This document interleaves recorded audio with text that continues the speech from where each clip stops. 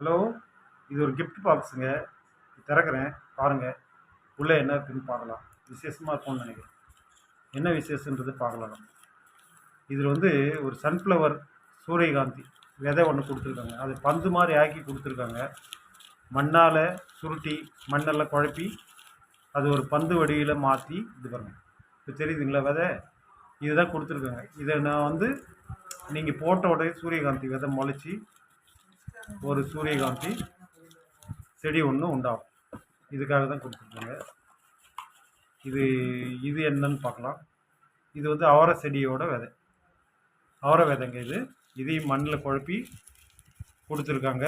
பந்து மாதிரி ஆக்கி கொடுத்துருக்காங்க. பாருங்கள் எவ்வளோ அழகாக இருக்குது பாருங்கள். இது வந்து நீங்கள் என்ன பாதிக்கு மேலே காட்டணும், இந்த பக்கம் காட்டணும்.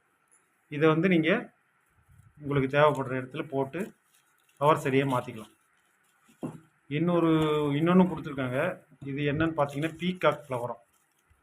பீகாக் ஃப்ளவர் அதாவது மயில் கொன்றை அப்படின்னு சொல்கிறாங்க. இந்த விதையை வந்து இந்த களிமண்ணில் போட்டு அதுக்கான இதெல்லாம் மருந்தெல்லாம் போட்டு கொடுத்துருக்காங்க. இந்த மாதிரி சுருட்டி பந்து மாதிரி ஆக்கி கொடுத்துருக்காங்க.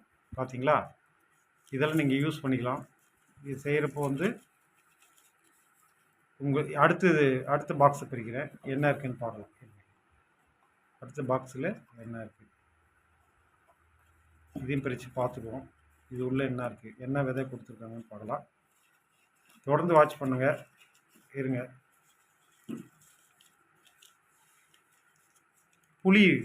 புளியங்கொட்டை கொடுத்துருக்காங்க. அதை வந்து பந்து மாதிரி சுருட்டி புளியங்கொட்டை கொடுத்துருக்காங்க.